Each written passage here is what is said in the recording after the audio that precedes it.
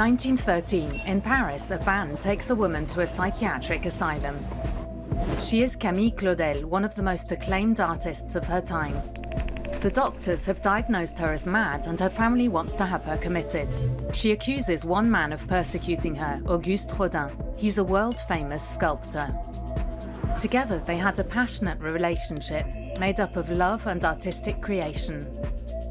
Rodin thinks he has done everything to help Claudel, but she blames him for all her problems and accuses him of trying to steal her works. So, who's right?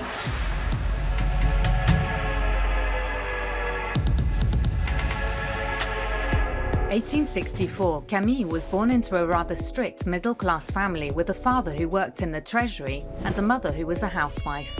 A tragedy preceded her birth, the sudden death of her elder brother, still an infant. Was this why her mother was so tough? In any case, their relationship was complicated. Madame Claudel, a rigid woman, preferred her younger sister, Louise, and her younger brother, Paul. Camille's father supported his eldest daughter. When she started to take an interest in modeling, he took her advice and encouraged her. The teenager was gifted, very gifted. Her first teacher, the sculptor Alfred Boucher, recognized her talent and taught her the rudiments of sculpture. Camille had found her vocation. Her father was convinced. Her mother was skeptical, but Camille didn't care. And anyway, in the Claudel family, it was the father who decided. Camille dreamed of moving to Paris, the city of lights, which attracted artists from all over the world. She managed to convince her father. Concerned about his children's education, he moved the whole family to the capital. And so, in 1882, Camille found herself with other young female sculptors in a studio on the rue Notre-Dame-des-Champs. At 18, this young woman with a strong character was determined to write a new page in the history of art. Paris was also home to a rising sculptor, Auguste Rodin. From a modest background and introverted in his early years, he waited a long time before achieving success. It was while studying the Renaissance masters in Italy that he found his role model, Michelangelo. He was bowled over by the evocative power of the non finito, when the sculpture is left unfinished and seems to emerge from the raw material. He had just received several commissions, including the Gates of Hell. The state allocated him a studio in the Marble Depository, which at the age of 42 gave him greater visibility on the artistic scene. In order to meet these demands, he recruited new assistants. It was then that he met an ambitious young woman, Camille Claudel.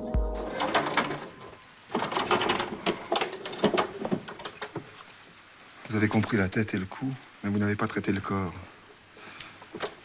Le corps humain est un monde qui remue, qui palpite, c'est la vie. Lorsque vous modelez, ne pensez jamais en surface, mais en relief. 1882, Auguste Rodin, who was replacing Alfred Boucher, gave Camille some sculpting advice. The meetings between the pupil and the master were artistic at first. He soon offered her a place on his team.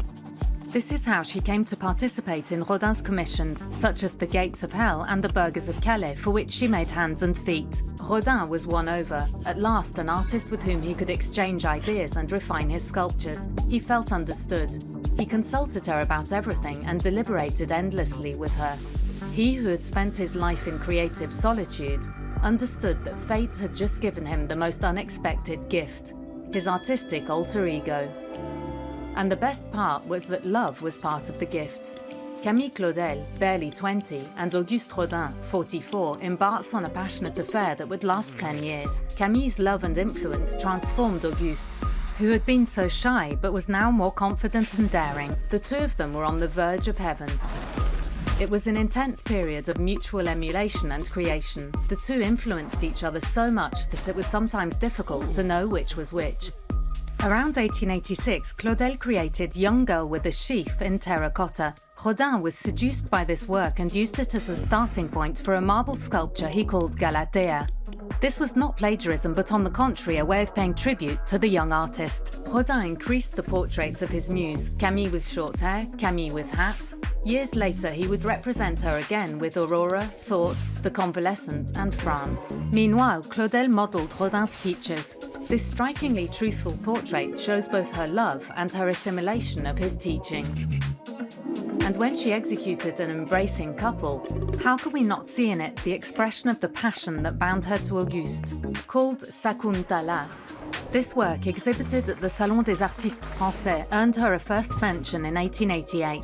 It already hinted at Camille's style. Her way of fixing the subject matter, the most subtle emotions at the very moment they are expressed, in the detail of a gesture, in an attitude that betrays an intimate feeling.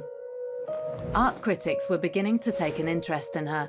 Nothing seemed to be able to stop her, except Camille was about to make a decision with far-reaching consequences. She was going to leave Rodin. The young woman had a problem. She was constantly compared to the master, which exasperated her.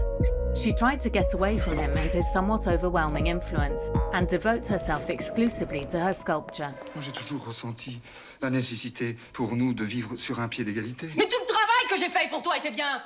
Mademoiselle Claudel, l'élève de Rodin, Mademoiselle Claudel fait du Rodin, Mademoiselle Claudel ramasse les miettes du maître pour les fourrer ensuite dans sa sculpture. Et c'est ça que tu as laissé faire, c'est ça que tu as laissé dire. Camille and Auguste had a complicated passion. When the young woman asked Auguste to get engaged, he refused.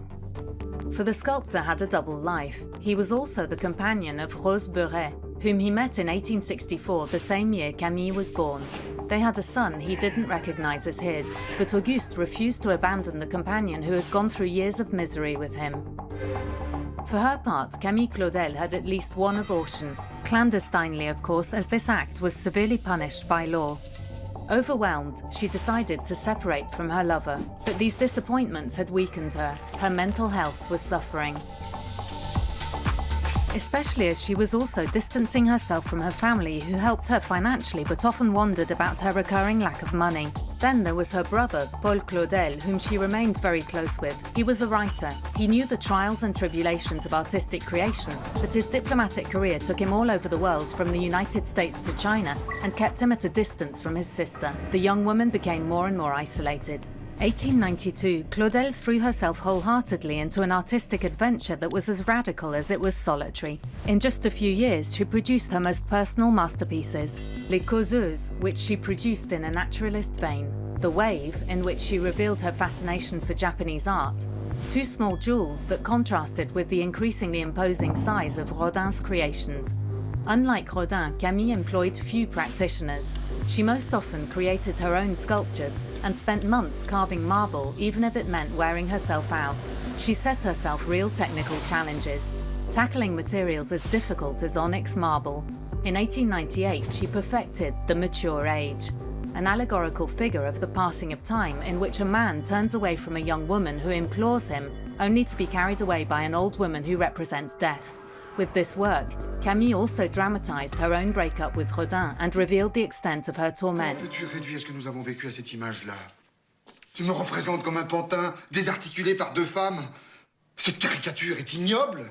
Qu'est-ce que tu veux que je fasse? Je voudrais que tu fasses ce que je te dis. Voilà exactement ce que je voudrais que tu fasses. Et tu le sais très bien. Tu veux que je fasse autre chose que ce que je fais? J'entends suivre mon chemin à moi. J'ai acquis ce droit. By leaving Auguste, Camille didn't only put an end to their love story. She broke off an exceptional collaboration. From then on, she suffered a series of professional setbacks and soon frustration. Meanwhile, Rodin was in despair. Devastated by the loss and decline of his protégé, he tried to help her, but to no avail. Claudel thwarted all his attempts. She didn't want to owe him anything, and even blamed him for her difficulties. She distanced herself more and more from Rodin, who was a huge success. The 1900 Universal Exhibition brought him international fame. His image dominated the social and artistic press. He became a real star. This was too much for Claudel. She began to hate him. 1912, the sculptor had not been able to develop her work for years. In a fit of rage, she pulverized her models. Camille was convinced that Auguste was stealing her work. It wasn't true, but her paranoid delusion overrode any form of reasoning. From then on, she barricaded herself in her house for fear of being persecuted by the one she called the Weasel. The crises multiplied. Camille drank a lot and stopped bathing. The neighbors complained about her condition and the nuisance she caused. Then in 1913, her father died. Her family immediately decided to have her committed. A doctor diagnosed her as being in a critical state, with systematic delusions of persecution. Her family restricted her visits and forbade any correspondence with the outside world. They made sure she wasn't released. Camille would never sculpt again. As for Auguste, he had given up a long time ago. He was an old, weakened man. He only had 4 years to live. Claudel was 54 years old, the age Rodin was when he became famous. She remained locked up for almost 30 years in an asylum in the south of France until her death in 1943, a miserable end, which she shared with thousands of other internees left to die of hunger and cold during the Second World War. Rodin's legacy is spectacular. Thousands of sculptures and drawings, including the famous Thinker. A museum was created during his lifetime in a private mansion in Paris. Today, tourists flock there. Camille remained unknown for a long time. Her memory was only revived in the 1980s with the release of a book and then a film about her life. Since 2017, a museum has finally been named after her in Nogent-sur-Seine. All in all, she left about 100 works, sculptures, and drawings. This legacy may seem modest, but in fact is essential. At a time when men dominated the art scene and society as a whole, she as a woman was able to make her mark, and that's quite an achievement. Did Rodin plagiarize Claudel? Certainly not. Did he drive her to madness? Certainly not. But it might have been his encounter with Camille's bubbling genius that made him the founder of modern sculpture.